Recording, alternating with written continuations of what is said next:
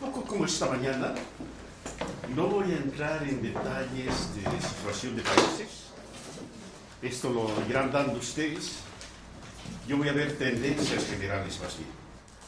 Quería explicar lo del laberinto porque creo que estamos en una situación así, ¿no? Con muchas posibilidades o de claustrofobia o de encontrar una salida correcta, entre muchas posibilidades, a la situación que estamos viviendo.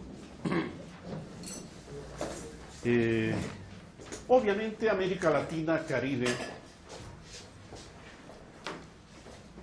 no se puede excluir de la dinámica mundial más amplia. Somos parte de todo esto, ¿no? No solo como resultado, como efecto, sino también como espacio que va construyendo lo que pasa en el contexto mundial. Veamos América Latina. Lo que quisiera destacar de acá, viendo el contexto mundial tal cual lo expuse, hay una situación de inestabilidad que es prolongada, sistemática, persistente y profunda, ¿ya? Es decir, la crisis que se va sintiendo de muchas maneras en América Latina. Por ejemplo, la crisis de los precios de los commodities en el mercado internacional. Y que esta mañana varios de ustedes lo mencionaron. Precio del petróleo, de los minerales, ¿no es cierto? O sea, no es de ahora, no es reciente, es prolongada. Viene por lo menos desde el 2006, si no un poco antes, y de forma sostenida. Entonces, cuando leamos América Latina, tenemos que empezar a leer, no digo a comprender los gobiernos porque no nos corresponde eso. Finalmente, los gobiernos tienen la obligación de darle estabilidad y bienestar a su ciudadanía. Pero las políticas gubernamentales se están enfrentando a una situación que tiene ya un buen tiempo de desarrollo. O sea, no es fácil. O sea, somos un continente que está labrando sus posibilidades de desarrollo en un mundo que lo está asfixiando, ¿no? Esa es nuestra relación con el mundo. El mundo no es una salida fácil para la realización de nuestros programas. Es más bien un mundo que nos está asfixiando. Y más con el desorden que vimos esta mañana, ¿no? Hay una situación definitivamente laberíntica para el continente. Pero por supuesto que hay salidas, ¿no? Antes de ver las salidas, yo quisiera ver algunos de los principales efectos de esta situación en el continente. Por favor. Una primera tendencia es que el mundo nos está empujando a reprimarizar nuestras economías. Es decir, volver a la historia clásica de países productores de materia prima y exportadores de materia prima, con pocas posibilidades de industrialización de nuestras riquezas en nuestras propias manos, ¿ya? Si esta aspiración es de hecho ya muy complicada, lo es más en el contexto que estamos viviendo actualmente. Varios países se han propuesto cambios de su matriz productiva, es decir, de esta economía productiva exportadora primaria a una economía industrializadora y exportadora de bienes transformados, de bienes con valor agregado, ¿no? Perú, Ecuador, Bolivia, es clarísimo el planteamiento en la aspiración del cambio de la matriz productiva. Este es un sueño que se está haciendo cada vez más complicado. O sea, yo diría que no es que no estamos sabiendo cómo hacerlo, sino que no nos están dejando transformar la matriz productiva. Los cambios que países quieren hacer en América Latina lo hacen desde dentro del sistema capitalista y no desde fuera de él, ¿no? Y no es fácil. No es fácil hacer cambios cuando estás metido dentro de un sistema que te está acogotando, ¿no? Entonces, es una política difícil el cambio de la matriz productiva. Y complicada también por lo siguiente, porque no hemos llegado a un acuerdo regional continental respecto a cuáles productos podría industrializar un país, cuál otro país, o desarrollar lo que se llama economías de escala, de manera tal que, por ejemplo, para la producción de automóviles, o sea, México pudiera poner la carrocería, que Costa Rica ponga los volantes, que otro ponga los frenos. O sea, no hemos logrado como continente un acuerdo de esa naturaleza. Y cada país está jugándose bajo el criterio que expuse esta mañana de las soberanías nacionales a desarrollar todo el proceso productivo. Desde mi punto de vista, estamos jugando mal el partido en el contexto de un mercado mundial que funciona de otra manera, ¿no? Es difícil la transformación de la matriz productiva. Y es más difícil porque la inversión que nos llega a los países viene condicionada. O sea, no hay inversión internacional, ni como crédito, ni como préstamos, para la inversión productiva. Este es un sueño. Si nosotros analizamos lo que están haciendo Ecuador y Bolivia, para poner dos ejemplos, el 99% de lo que están invirtiendo en el cambio de las matrices productivas es recurso propio, es recurso nacional, que sale de sus ahorros, que viene de dejar de invertir en un lado o invertir acá, o es producto de una deuda muy grande, ¿no? Es decir, la inversión no viene para la producción. La inversión extranjera está viniendo para carreteras, para construcción de hospitales, construcción de escuelas, pero no viene para ayudarnos a transformar la producción en nuestros países, no viene para ayudarnos a industrializar. Eso lo tenemos que tener claro. Y si ya fue difícil, en este momento de reordenamiento de la situación en el mundo y de proteccionismo en las grandes economías, esto va a ser peor, ¿no? Nos están arrastrando a la historia de siempre de países exportadores de materias primas. Todavía no. Y nos están empujando también a reorientar lo que tenemos ganado en transformación productiva industrial. A, primero, satisfacer nuestro propio mercado interno, o los mercados subregionales que logramos en los acuerdos de integración, ¿no? Por ejemplo, la Comunidad Andina es un mercado que consume casi el 76% de la producción de sus países miembros. Eso es importantísimo. Es un mercado realmente importante, ¿no? Pero ojalá no se afecten. No se afecten. Lo que yo quiero decir con esto es que nos vayamos acostumbrando, especialmente México, a que gran parte de lo que se vendía a los Estados Unidos se lo venderán en el propio mercado, ¿no? Y ojalá el tequila lo lancen para este lado. No se olviden del sur, ¿eh? Sí, más barato, ¿sí? Entonces, un primer elemento, que es difícil para nosotros como continente, porque gran parte de las esperanzas de un despegue económico que nos permita luego desarrollo de políticas sociales, lo hemos hecho depender del cambio de las matrices productivas y energéticas, ¿no?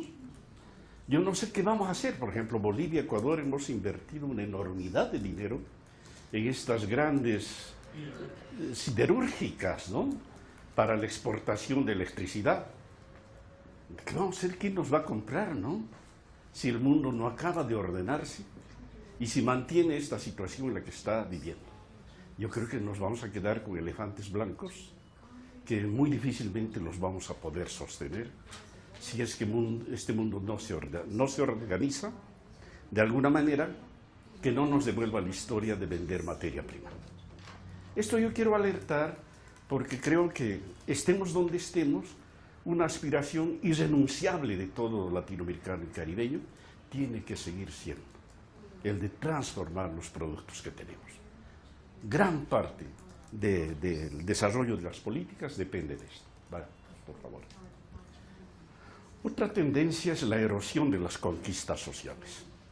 No voy a poner datos acá, pero sí los invito a ver el informe de desarrollo humano del UNDP, el PNUD, del año 2016, que muestra con claridad los importantes avances en el continente en materia de políticas sociales, que se reflejan en la reducción de la pobreza, con más dificultad, yo diría muy tímidamente, en la superación de las desigualdades. Pero si agarráramos solamente esto y la generación de empleo también muy tímidamente, en el continente se han dado grandes pasos. El cumplimiento de los derechos económicos, sociales y culturales, desde los estados, es decir, la atención de la salud, la atención de la educación, la atención de los servicios sociales, desde responsabilidad del Estado avanzó mucho el continente. Pero se lo está desmontando, ¿no? Se lo está desmontando. Y esto es algo que tenemos que velar. Y yo creo que va más allá de gobiernos, va más allá de colores políticos. Si tenemos todo esto en los países, no es porque vino un señor Correa o un señor Evo y se le ocurrió generar estas políticas. Esto es producto de la presión social, es producto de las reivindicaciones ciudadanas que se convirtieron en políticas de Estado. Ni un paso atrás, mis queridos colegas, ni un paso atrás en políticas sociales. Tenemos que ver las maneras de sostener lo que se tiene avanzado, sabiendo que además falta muchísimo, ¿no? Seguramente cuando hablemos, Carlos, Isabel, la situación de la Argentina y de Brasil, vamos a ver lo dramático que es para los países la erosión y la pérdida de conquistas sociales, ¿no? Es dramático porque le afecta a los más pobres, o sea, porque fue un recurso de superación de la lucha contra la pobreza y las inequidades. Eso es lo que estamos perdiendo. Leí recién que en el Brasil el Congreso aprobó una ley, no sé si es de precarización laboral, ¿no? Pero libera nuevamente el mercado laboral. O sea, el Estado... Exactamente, ¿no? Lo que es gravísimo, ¿no? Es gravísimo. Es devolver al sector informal a gente que se había logrado con enormes dificultades ponerlo en una situación laboral de relativa estabilidad. Es gravísimo, es una otra forma de dejar a la gente en la calle, ¿no? Y esa es la tendencia que el desorden mundial le está otorgando a nuestros países. Ese es un retroceso muy fuerte.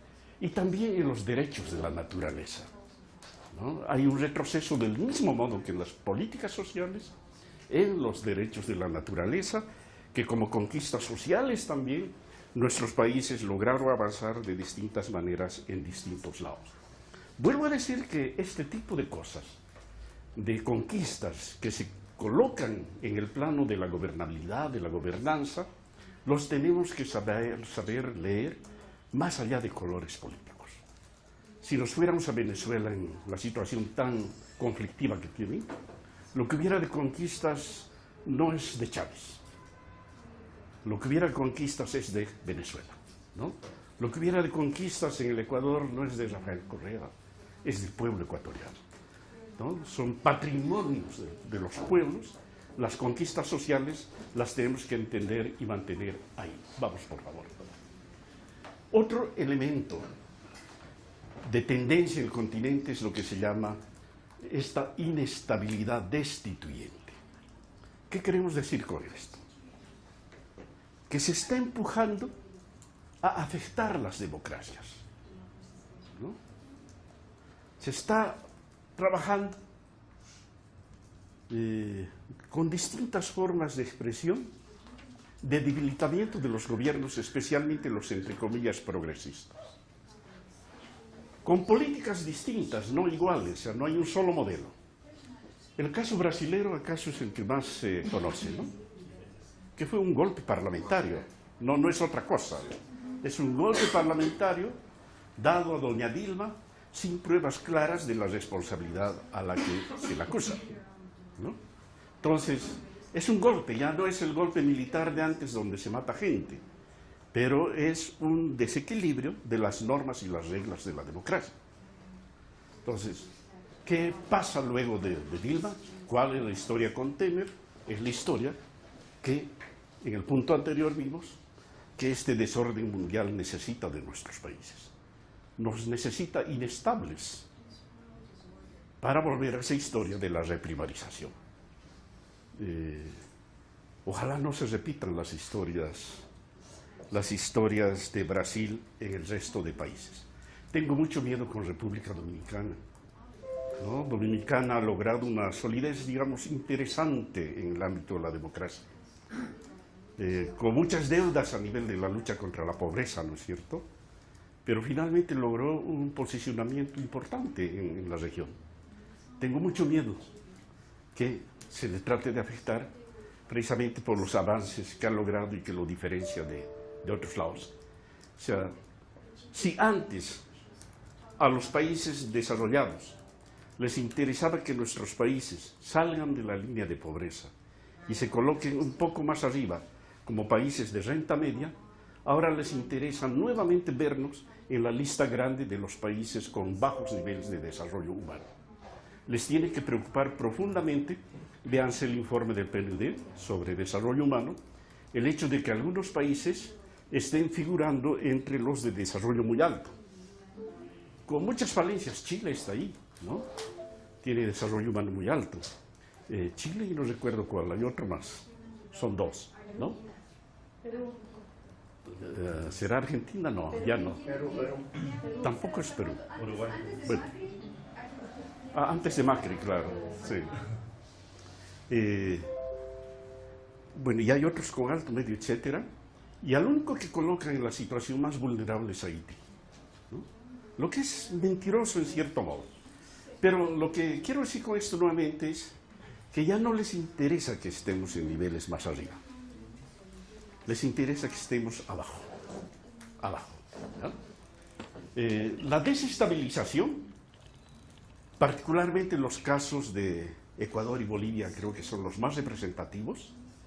No hay día que pase para desestabilizar a Rafael Correa a través de los medios de comunicación privados, a través de denuncias de corrupción, etc. Yo no digo que Evo y Rafael sean angelitos, no lo son.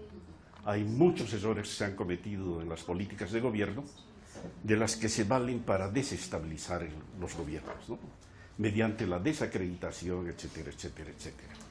Entonces, esta es una historia que se va a repetir en muchos otros países. Es una fórmula, es una manera de trabajar que no necesita del golpe parlamentario, pero sí que entra en la línea de lo que podemos llamar una guerra de baja intensidad, o de lo que en Venezuela llamaron el golpe suave, ¿no? Y pongo aparte el caso de Venezuela, porque Venezuela es un caso muy especial, ¿no? En diplomacia, un principio que todos aprendemos cuando empezamos a trabajar ahí, es el de la no interferencia en políticas internas del país, ¿no? O sea, si tú eres diplomático de un lado, no puedes meterte en políticas nacionales de otro país. Un poco el criterio de la diplomacia es que se las arreglen entre ellos. Y salvo que un país te lo pida, vamos entonces con criterios de solidaridad. Con Venezuela se están saltando estas normas de la diplomacia. Razones las hay, ¿no? O sea, yo no quiero decir que no las hay, sí que las hay, fuertes, pues, fuertísimas. Más allá del descontento generado en la ciudadanía venezolana, hay razones objetivas, materiales, que sustentan, digamos, ese descontento que se está viviendo ahí. Lamento decirlo así, Víctor, pero por ejemplo, acá en las elecciones ecuatorianas, un argumento contra Rafael Correa es que podría parecerse al gobierno de Maduro, ¿no? Y el descrédito frente a la ciudadanía viene con las imágenes que se muestran de esa Venezuela. En otras palabras, se ha creado un ambiente que podría, entre comillas, hacer justificar cualquier intervención externa en Venezuela. Poco en el entendido de que, como no se puede dentro de Venezuela, porque hay un dictador que no permite que se haga nada, entonces vengan los de afuera. Y ahí aparece la OEA como un actor, ¿no? O sea, porque es ahorita, de la semana pasada, que Almagro logra convencer en la OEA que se considere la posibilidad de la aplicación de la Carta Democrática Americana. No prosperó, ¿no? La votación de los países finalmente no aprobó este pedido de Luis Almagro. ¿Qué habría ocurrido en caso de aprobarse la aplicación de la Carta. Maduro tendría que haber convocado al día siguiente a elecciones, ¿no? O sea, no se sale de la democracia, se mueve en la democracia, pero con la idea de recomponerla. De repente una salida, yo no sé. Lo que choca de todo esto es que hay intervención de afuera, más allá de las reglas de la diplomacia, ¿no? O sea, en términos diplomáticos es inadmisible que la OEA quiera tomar medidas de esta naturaleza. ¿En qué casos las toma? En caso de golpe de Estado, en caso de genocidio, es decir, de masacre. El caso de Venezuela no llega a ese nivel. O sea, desde los márgenes escritos en la política internacional no habría justificación para. Lo que yo quiero que se entienda, pero que hay una presión, que hay un interés, como dice creo que el Chavo del Ocho, sin querer queriendo, con la mejor voluntad de que funcione bien, ¿no? Una pregunta, ¿no? Adelante. Porque claro, uno de política internacional no sabe nada. Pero que tengamos más de 7 meses sin elecciones regionales que deben haber sucedido, eso no es una violación a la democracia, no es una violación que justifica pues realmente una duda, y que se busque armar estas elecciones y que públicamente el presidente diga no tendremos elecciones hasta que no tenga la garantía de ganarlas. Eso no es justificativo suficiente, ni siquiera, mira tú, el rol que está cumpliendo es Ministerio de Justicia, sí, ¿no? Que está supliendo prácticamente las decisiones del legislativo. Ni siquiera eso es justificación para una intervención internacional. Eso entra todavía en el plano de la resolución interna de los problemas, ¿sí? Pues no justifica ni de organismos como la OEA, ni de lo que sí podría justificar es en relaciones bilaterales que algún otro país pudiera apoyar por su cuenta determinadas posibilidades, pero sin ninguna capacidad vinculante, ¿no? ¿Me permite un acotamiento? Adelante. De acuerdo a lo que ha dicho acá Néstor, yo creo que he vivido desde afuera, ¿no?, toda la situación de Venezuela, pero tengo experiencias muy cerca. No creo que si se hubiera dado que la OEA haya dado esa resolución, que Maduro haya llamado a elecciones. No lo hubiera hecho de ninguna forma. Ese es mi criterio, porque existe ya el aquello en Venezuela, de que, como bien dijiste, vamos a elecciones cuando yo sepa que la voy a ganar. Cuba en los años 60 se vio sola totalmente. Hubo una resolución en la OEA. Expulsaron a Cuba de la OEA. ¿Y qué pasó? Nada. Se mantuvo la misma línea, se mantuvo todo. Claro, no son los mismos tiempos, los años 60 a los años del siglo XXI. Pero, no sé, estoy hablando de mi criterio personal, sí. La esencia es esa, ¿no? Maduro como tal sabe lo que él quiere hacer, hasta dónde quiere llegar, y bueno, independientemente de resoluciones que dicte o no dicte la OEA, independientemente de la presión internacional que pueda tener, que puede influenciar, no digo que no puede influenciar, pero no sé, está más cerca de... Lo que yo expreso es el campo de la democracia. ¿No? Si Venezuela quiere seguir en el campo democrático, debería cumplir la aplicación de la Carta Democrática, porque una resolución de esta naturaleza es vinculante para un país. Es decir, está por sobre las leyes nacionales, ¿no? Pero la otra salida es esa, es que se dé un autogolpe Maduro y rompe el orden democrático. Roto el orden democrático no tiene por qué hacer caso a nadie. Pero que es una alternativa a la ES, ¿no? Ahí me viene mi duda, o sea, sí. Y te digo sinceramente que me viene mi duda porque es lo que estamos viviendo adentro, una desesperanza muy grande, sí. Porque hemos visto cómo el golpe se ha ido dando. O sea, cuando el Tribunal Supremo de Justicia anula a toda una Asamblea Nacional que ganó por una mayoría aplastante, sí. La oposición, más allá de que sea oposición o no sea oposición, o sea, lo ganó alguien distinto al gobierno, y la Asamblea Nacional, el Tribunal Supremo de Justicia dice, no, o sea, todo lo que usted haga está en desacato, por lo tanto no es válido. Cometieron errores, los cometieron, pero no son para haber tomado esa decisión. Segundo, cuando tienes unas elecciones en puerta y sencillamente pues dicen, mira, no se dan las elecciones porque no se dan, porque no tenemos tiempo, porque no quiero. O sea, ¿dónde se rompe la democracia? Esas no son rupturas de la democracia, es que esa es mi duda. O la ruptura de la democracia es cuando Maduro diga, yo soy un dictador, que nunca lo va a decir. Exacto. O sea, ¿dónde está la ruptura de la democracia? Porque para mí la democracia en Venezuela se rompió hace bastante tiempo. Pero no para la política internacional. O sea, un país tiene la potestad de convocar a elecciones y posponerlas. O no hacerlas. No entra en el campo de la política internacional, sino de la política nacional. El caso de Venezuela es muy complicado. Porque, no, mira, te digo, no solamente por el análisis que estamos haciendo respecto a los incumplimientos que Maduro podría hacer a la legislación, sino también por el rol de la oposición.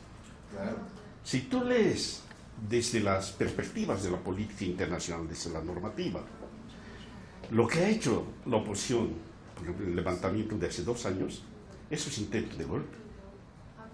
Eso es intento de golpe. Y eso, lejos de ser un punto en contra de Maduro, es un contra a favor de Maduro en la política internacional. Entonces hay un mal juego de política interna que se tiene que ver cómo se resuelve. Yo por lo menos soy más partidario de las políticas de negociación, ¿no? Lo que pasa es que en un ambiente así, todo negociador es descalificado. Yo acompañé en cierta manera a UNASUR en el diálogo con otros. Estuvo también Leonel encabezando ese proceso. Y se descalificó rápido, pese a que era un equipo negociador que no tomó opción ni por uno ni por otro y que realmente quería encontrar salidas al problema. Pero no hay otro camino.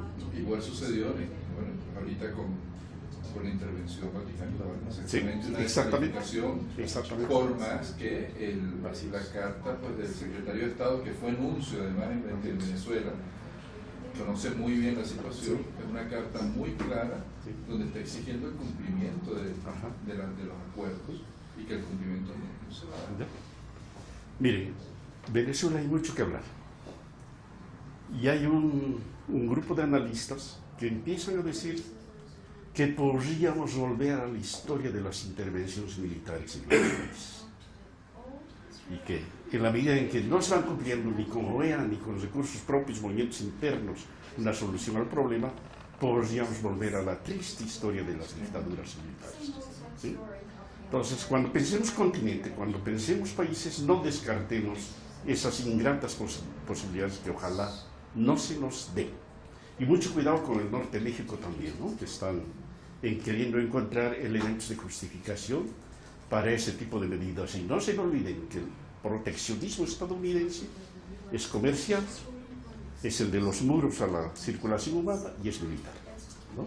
Entonces hay cosas combinadas en relación a este tema de la inestabilidad destituyente. Lo que queda claro es que para el proyecto internacional nuestros gobiernos son la piedra en el zapato y que han incomodado el desarrollo del neoliberalismo y que van a incomodar las políticas proteccionistas que se están dando ahora, más allá de todos los problemas que hayan podido tener Lula, Cristina, Evo, Rafael, que se yo, fueron la piedra en el zapato de este sistema. Y hay que destituirlos. Lugo, ¿no? Y justamente ¿Sí? Eso quería contar. A nosotros nos pasó eso en el año 2012, hace 5 años nada más, que se dio también un golpe constitucional. Ellos le dicen juicio político, ¿verdad? Pero fue un golpe.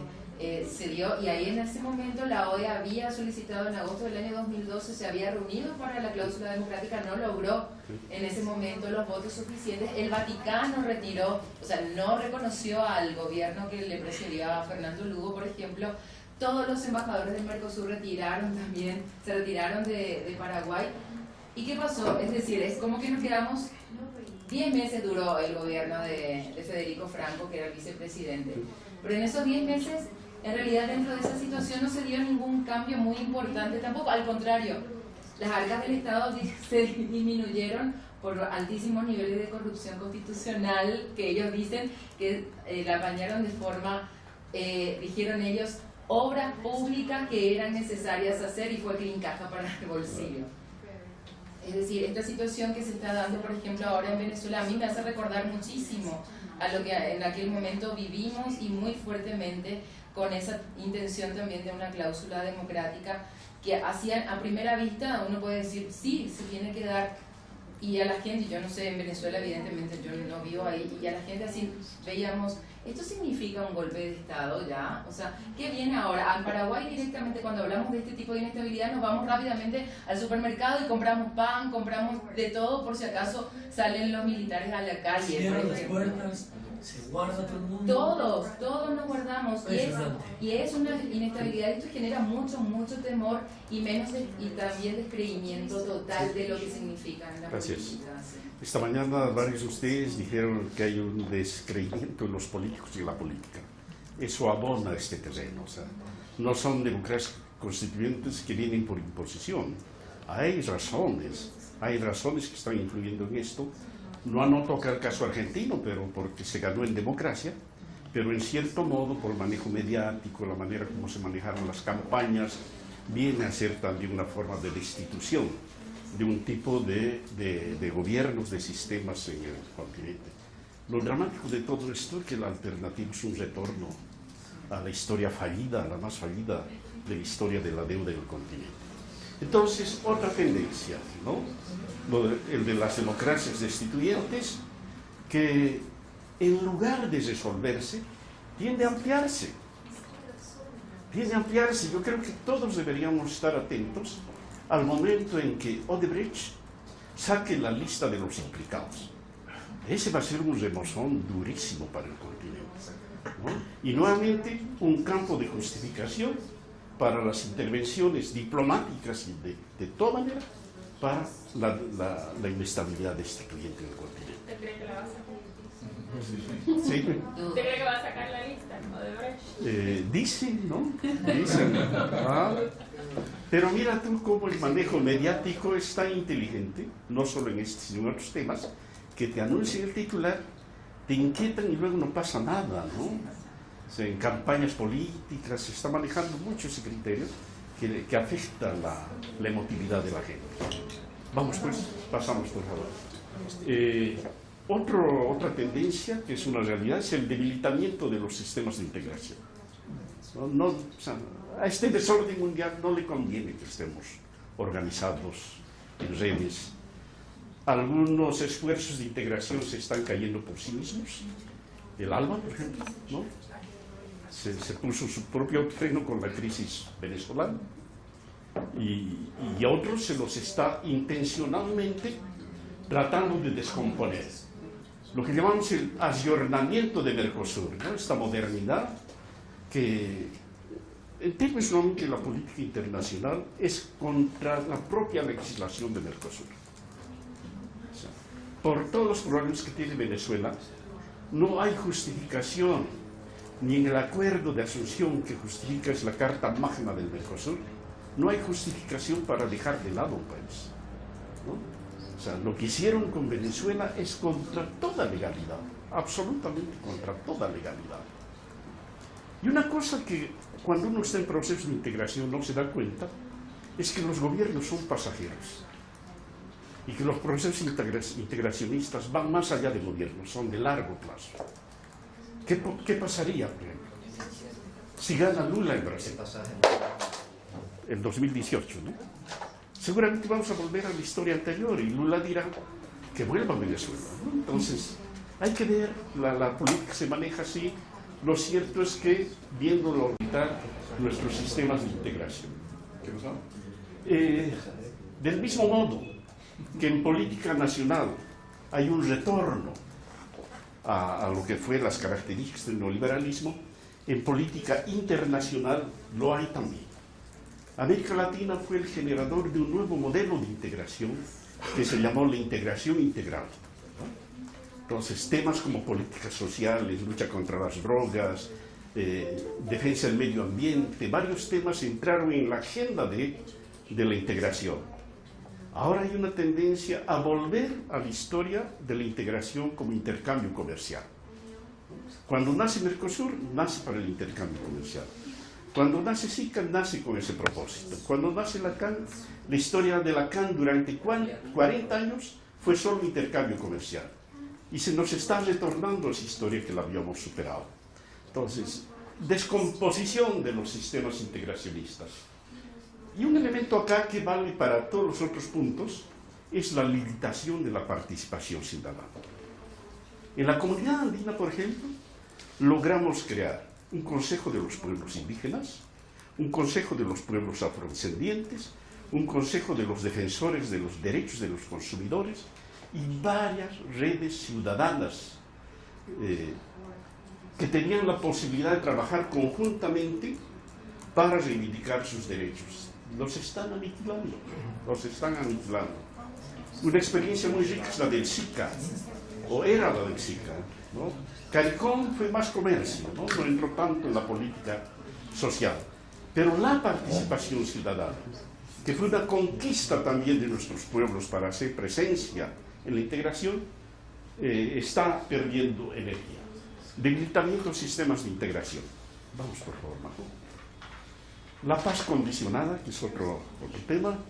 Estamos hablando de procesos de paz, pero creo que sí tenemos que hablar de que es una paz condicionada, que va a funcionar hasta donde se deje hacer. No se me olvide que al lado está la carrera armamentista que no se está poniendo límites. O sea, los vendedores, los fabricantes de armas necesitan espacios donde venderlos. Y si no hay conflicto, los van a crear, ¿no?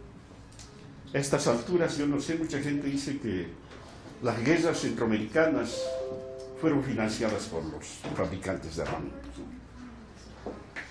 Colombia, que esta mañana ya vimos un poquitito, pero que está en un franco y esperanzador proceso de paz, le falta mucho. Fernando, yo creo que lo más difícil que le está faltando es los paramilitares, ¿no? No los están tocando. Y el fuerte de la droga está ahí. O sea, hemos vencido al grupo más mediático, ¿no? Ahora viene el ELN, pero ¿y dónde están los paras, no? Y los paras están metidos en los más altos lugares del comercio, de la economía y de la política colombiana. Entonces no es un camino fácil. No es solo un problema de Colombia. Cuando hablamos de paz debemos pensar en que es responsabilidad de muchos más, ¿no? Lo de la violencia y las drogas, que vimos un poquito esta mañana, que se están asociando cada vez más y que va de la mano de la juventud. Y una cosa que sí deberíamos poner atención es que hay complicidades estatales en temas de inseguridad ciudadana, de violencia. Sí, lo que quiero decir es que los estados se hacen de la vista gorda, decimos en Bolivia, ¿no? O sea, no están sancionando, se están haciendo cómplices de las situaciones de anomia en relación al cumplimiento de las leyes. Y un caso que ha destapado el tema ahorita es el de las niñas en Guatemala, ¿no? O sea, no solamente por la manera como mueren, sino por todo lo que hay detrás, ¿no? Maltratos, violaciones, etcétera, dentro de ese orfanato. Y eso seguramente es una historia que se repite en varios lados. Una cosa interesante de todo esto es que también lo que podemos ver es que si bien no podemos como ciudadanos tomar decisiones en relación a los grandes temas, como la transformación de la matriz productiva, este tipo de temas nos mueven, nos movilizan, ¿no? Nos solidarizan. Y destaparlos y hacerlos evidentes y luchar contra la corrupción es sin duda un espacio importante de trabajo. Pero hay violencia en distintos lados, desde la guerra más grande hasta la violencia intrafamiliar y en todos los niveles. Estamos atravesados por este drama y lo que pasa es que se nos empuja a que estemos viviendo así. Entonces, nuevamente es mucha responsabilidad para un solo país, tratar de salir de esta situación. Seguimos, por favor, caminos, ¿no? Yo dejaría este cuadro aterrador, trágico ahí, pero quiero remarcarlo porque obedece al contexto que estamos viviendo. Pero por supuesto que hay caminos, ¿no? Por supuesto que hay caminos esperanzadores también, y que los dejo para el final. Lo primero que tenemos que ver es que todo tiempo de cambios, todo tiempo de crisis es también un tiempo de soluciones, de salidas, de creatividad, ¿no? Salvo que uno se deje ganar por el fatalismo. Y nosotros no podemos darnos ese lujo, por supuesto, de ninguna manera, ¿no? Entonces, asumamos este tiempo de cambios como un terreno fértil para crear alternativas. No las hay, y de repente sí, ¿no? ¿Y dónde vamos a mirar para la fertilidad? Hay signos de esperanza, muchísimos. Si nosotros hiciéramos un listado por países, ¿de dónde están estos símbolos de esperanza? Vamos a encontrarlos en la economía solidaria, en las comunidades cristianas, en los defensores de derechos humanos, los defensores del medio ambiente, las mujeres que luchan por la equidad. Entonces, hay muchos lugares de la ciudadanía donde están nuevamente las salidas de esperanza, como en muchas otras etapas de la historia, ¿no? Muchísimas otras etapas de la historia. El lugar desde donde se rehacen los países es la ciudadanía. Es la gente que resiste. Es la gente que labra sus caminos. Desde la subsistencia. Desde ahí. O sea, estos últimos tiempos la mirada se fue a lo macro. La macroeconomía. El gobierno. Y dejamos de mirar con la misma atención lo que está ocurriendo abajo. O nos miramos como víctimas, ¿no? Pero empecemos a mirarnos nuevamente como tejedores de salidas alternativas a lo que está ocurriendo en el mundo. Y yo soy convencido que América Latina es un laboratorio, es una fábrica inagotable de propuestas. Hay crisis en la Argentina, pero no podemos dejar de decir que al lado la gente está movilizada, pues.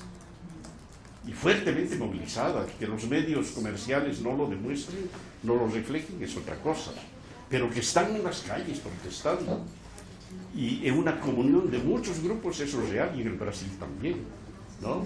Y es un movimiento que nuevamente se hizo masivo, ¿eh? Esta es una cosa esperanzadora que debemos ver en el continente, y en Venezuela también, ¿eh? A su manera, la gente no está tranquila, la gente se está movilizando, se está reorganizando.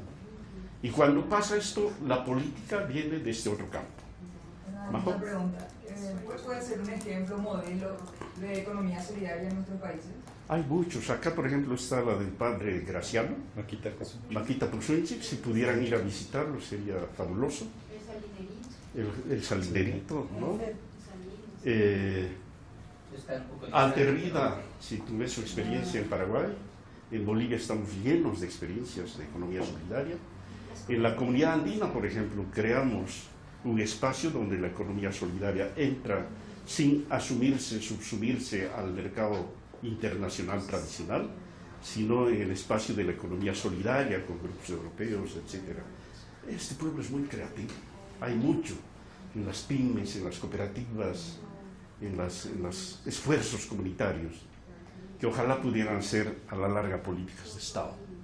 Pero hay mucho. En eso solamente una cosita, me parece que justamente lo contradictorio de estos gobiernos, voy a hablar en ese tema que tú pones, y especialmente en el caso de Ecuador, es bien interesante la legislación, o sea, la ley de economía popular y solidaria del Ecuador no solamente se ha quedado en la formulación, sino que han logrado implementar mínimamente una serie de políticas que está articulando muy débilmente un sector de economía solidaria con el apoyo de esa ley, pero fruto de que el movimiento existe. No es que el Estado esté apoyando el movimiento, es la presión del movimiento de experiencias como Maquita Pusunchi, como el FED, como hay varias instituciones que venían desde hace unos 20 años teniendo experiencias.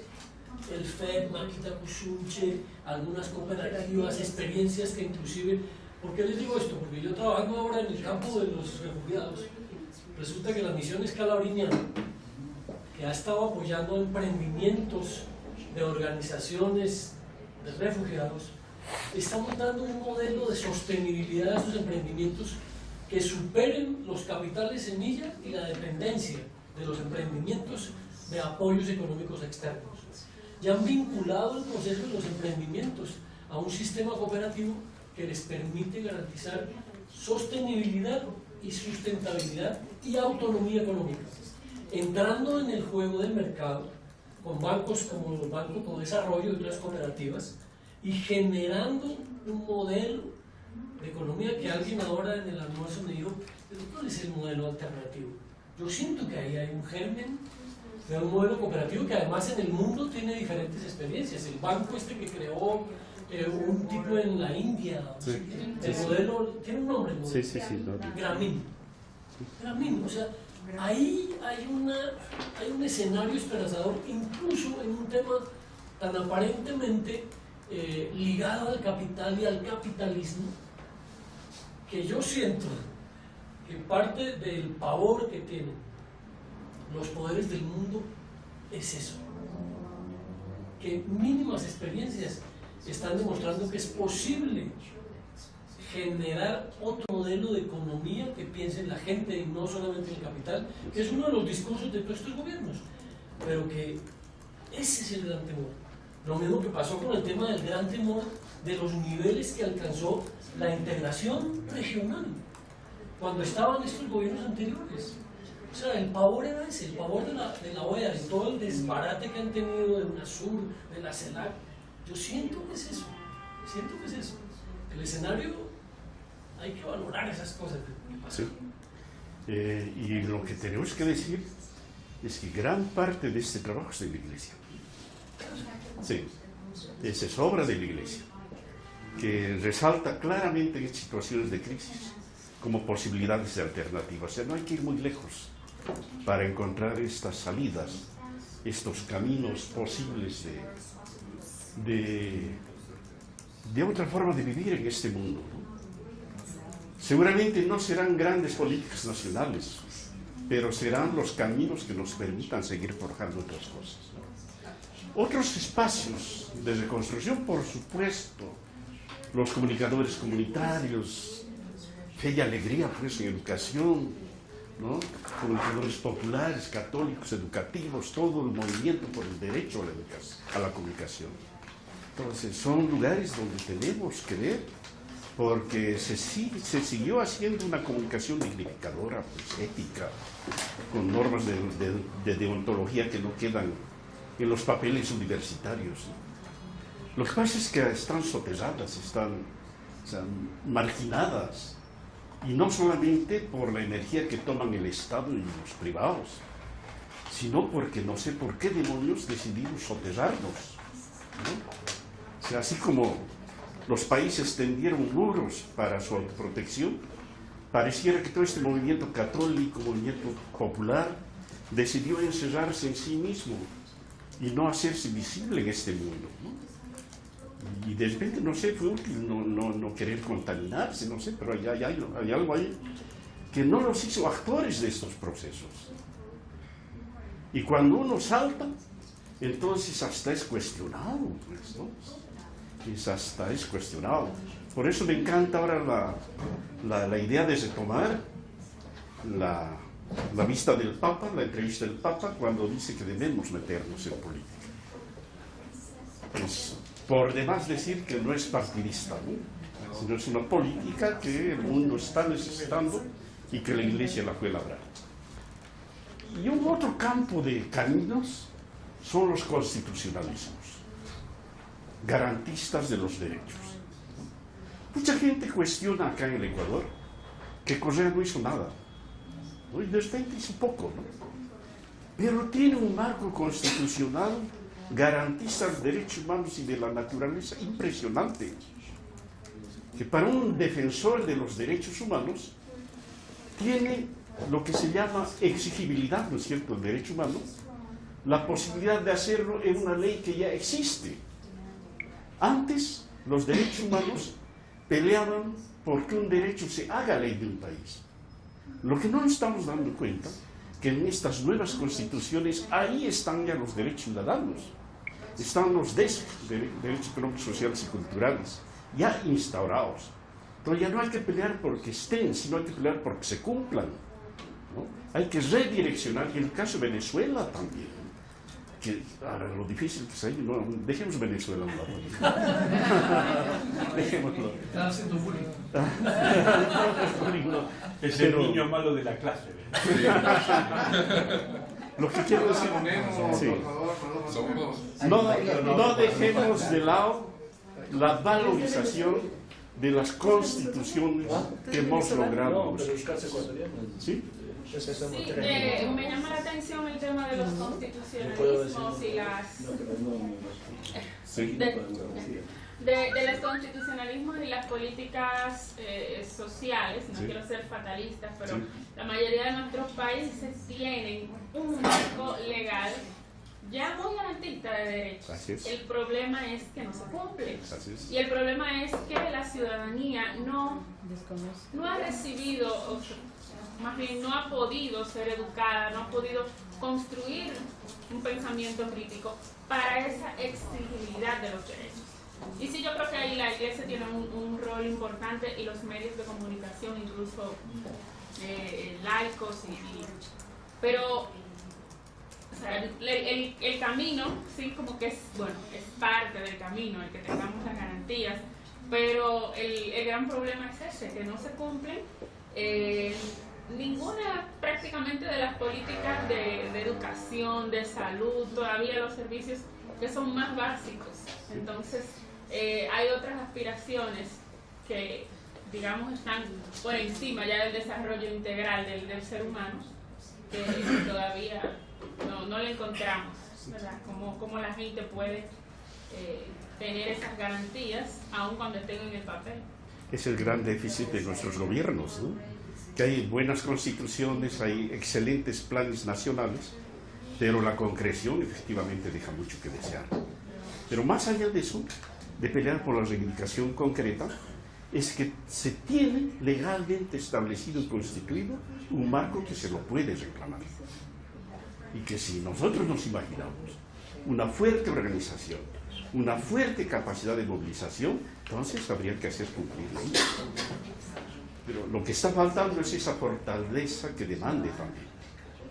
Y la conciencia clara de que si hay estas constituciones, si hay estos planes nacionales de desarrollo, es porque la ciudadanía presionó para que existan, ¿no? No son concesiones. Vamos, por favor. ¿Cuál es nuestro destino, no? ¿Para dónde vamos?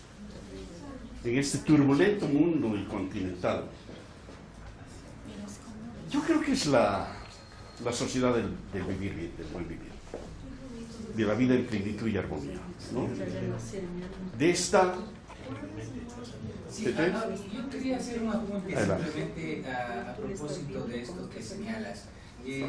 Es totalmente cierto que la Constitución acá en nuestro país es una Constitución de derechos, que garantiza derechos, ciertamente, pero quienes vemos con preocupación el incumplimiento pleno de esos derechos. Un caso muy concreto es lo que pasó con el grupo Yas Unidos, que para exigir el cumplimiento de esos derechos de la naturaleza en la Constitución intentó promover una consulta popular que fue entrabada por todas las formas desde el gobierno.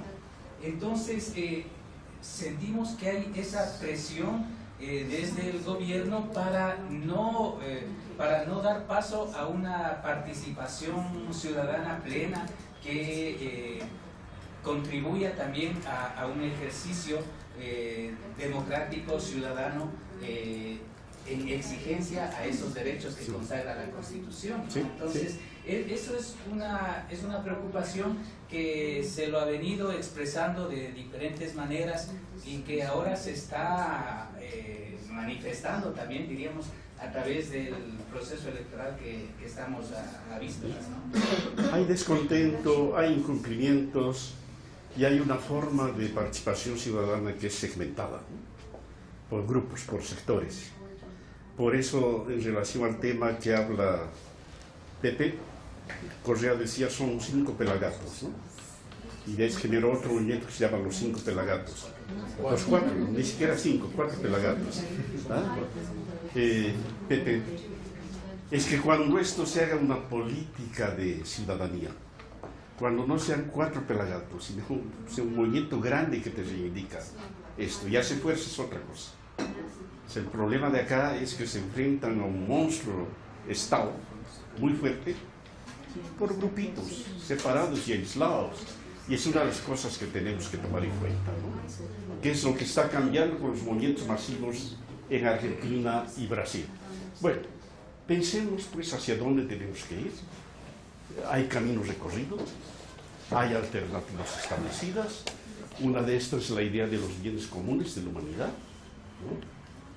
La idea de que el agua es un derecho, ¿no? O sea, estos bienes de la humanidad establecidos como derecho, que tiene mucha relación con la ecología integral, y el buen vivir o vivir bien, pero bien manejado, ¿no? O sea, no estos remedos de buen vivir que se hace en el Ecuador o en Bolivia a nivel de política de gobierno, sino estas expresiones que desde la ciudadanía están tejiendo formas de vida comunitaria, formas de vida solidaria, formas de vida complementaria con reciprocidades, ¿no? Donde la redistribución definitivamente es equitativa. Entonces estas cosas deberíamos retomarlas en el horizonte de nuestras posibilidades de trabajo. Y cierro mi intervención, estoy sobre la hora, con algunas ideas de qué deberíamos hacer como CICLIS América Latina. Hay que redemocratizar el continente y la democracia. Participemos en eso. Participemos en eso. Yo creo que hay un descontento expreso en todos nosotros, y me incluyo, en la manera como se están manejando las democracias en nuestros países. Pero vayamos un poco más allá de la queja, ¿no? Más allá de la protesta, a ver cómo retrabajamos las democracias.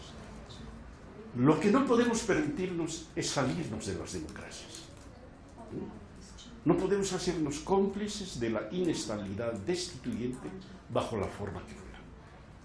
Nos tenemos que mover en el ámbito de la democracia y perfeccionarla. Y la manera de perfeccionarla, creo que desde nuestro campo, es incorporando a este actor al que todos los gobiernos le están teniendo miedo, que es la ciudadanía, la participación ciudadana. Ahí nos tenemos que afiliar. Si vamos a entrar a hacer política, vamos a hacerlo con la ciudadanía, ¿sí? Con la ciudadanía. Es decir, hacer política no es pegarse a un partido, no es colarse a institucionalizarse a una política de gobiernos, es en todo momento garantizar los derechos de la ciudadanía, ¿sí? Redemocratizar. La evangelización, pues señores, en tiempos de crisis y en todo tiempo, esta es la palabra, es el principio y es la acción que tiene que seguirnos moviendo. Los valores están decaídos, los valores están removidos, es nuestra obligación hacer presencia con ellos, ¿no? La idea del anuncio, junto con la denuncia que hace al Evangelio, es nuestra responsabilidad. No esperemos que venga de otros lados, ¿eh? Es nuestra tarea. Es nuestra tarea, incluida como iglesia ecuménica amplia, toda, ¿no? Atacada. O sea, la iglesia está atacada en estos tiempos, pero tiene un rol vital que jugar. Hay que reevangelizar también las sociedades. Una metodología que no es desconocida para nosotros, más bien creo que el germen, el espacio pionero es este, de la educomunicación. O sea, esa es la bandera, la metodología que tenemos que tomarla porque es nuestra, aquí nació. Fernando, pero hermano, cuando éramos secretariado conjunto, aquí se hizo la comunicación educativa en estas organizaciones. Entonces la sumamos, la modernicemos, la adecuemos a los tiempos y vamos con propuestas de educación comunicativa. La lectura crítica de los medios de comunicación, nace aquí, ¿no? Cuando había toda esta idea de la alienación de la televisión, aquí se trabajan las metodologías de lectura crítica, se lo contacta el Guillermo Orozco en México, se incorpora el Jesús Martín Barbero, gente de la Argentina, la Marita Mata. Entonces se hace un grupo fuerte, académico y social que permite generar una metodología que la trabajamos nosotros y que lastimosamente no logramos hacer la política de Estado. Logramos entrar hasta la academia, pero nada más. O sea, nadie más lo va a hacer. Nadie más lo va a hacer. Es nuestra responsabilidad. ¿Verdad? En estos tiempos, ¿por qué no trabajar metodologías de la lectura crítica de las redes sociales? ¿No? ¿Cómo recomponemos esto que tecnológicamente es inevitable que siga existiendo y siga creciendo? Pero retomemos las actividades que nos hemos generado acá en este espacio y que tenemos derecho a propiedad sobre ellos. Hablábamos en el almuerzo y coincidimos con esto, hay que retomar tareas de formación fuerte de nuestra gente. Yo vivo del mundo académico y veo con mucha pena que casi toda la formación comunicacional, por lo menos gran parte ahora es marketing, publicidad o comunicación organizacional, ¿no? Pero la comunicación educativa, la comunicación para el desarrollo, quedaron de lado. Entonces, retomemos pues con nuestras universidades o entre nosotros. Recordamos también el almuerzo que teníamos 3 maestrías, ¿no? Hace unos años, con universidades nuestras, donde iba gente nuestra, se formaba y teníamos realmente gente potente para el trabajo que había que hacer en impactos, en incidencia, en políticas. Yo creo que es tiempo de retomar actividades fuertes desde el CIVIS en esto. Programas multimediáticos, los hemos tenido también, ¿no? Cartillitas, programas de radio, videos, o sea, los siguen habiendo, pero están circulando por los márgenes. Metámonos pues, metámonos en el espacio donde se deciden las políticas del mundo. Yo creo que hemos perdido hace añadas el miedo a lo masivo, el miedo a educar entreteniendo, a manejarnos con los lenguajes de los medios, ¿no? Hemos aprendido, hay mucho terreno ganado en esto. Yo valoro siempre el trabajo que hace ALER, la Asociación Latinoamericana de Educación Radiofónica. Creo que es una red que se mantiene fuerte, sólida, que está aportando mucho desde el campo de la información y otros a formas de vida distintas, ¿no? La información y documentación, por supuesto, es más que la página web, que es muy linda, es muy buena la que tenemos, pero más, hagamos más, inundemos información, ¿no? Hace años creamos AMARC, ¿no? Y este espacio de agencia informativa, generadora de información esperanzadora, positiva, ¿no? Pulsar, exactamente, Pepe, ¿no? Y que fue útil, fue útil. Luego la dejamos irse y el mundo se está decidiendo entre la información del gran comercio y la información del Estado. Pero la información de la ciudadanía no está haciendo presencia. Y creo que nos corresponde. Y finalmente anoto acá que tenemos que fortalecer nuestra presencia y nuestro protagonismo en la historia. Hay que hacer presencia. Me alegra mucho, por ejemplo, ver que cuando vienen Carlos y Majo con la Sonia, se visitan varias instituciones, se van a los medios de comunicación. Hay que retomar esta actividad en los países, a nivel global, que CIVIS vuelva a sonar. ¿Ya? Si queremos hacer presencia en las decisiones de este planeta con una voz distinta que le toca a la Iglesia, es haciendo presencia, es posicionándose. Naturalmente con toda la característica de humildad, sin estrellato, etcétera, que caracterizan nuestras formas de hacer comunicación. Señores, muchas gracias.